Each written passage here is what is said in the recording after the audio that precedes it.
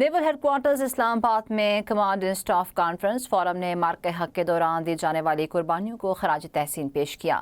Naval chief نے اس تاریخی کامیابی کو قومی یکجہتی کا ایک لازوال ثبوت قرار دے دیا اور کسی بھی بیرون جارحیت کا آہنی ہاتھوں سے جواب دینے کی پختہ عزم کا اظہار کیا۔ تفصیلات اس رپورٹ میں۔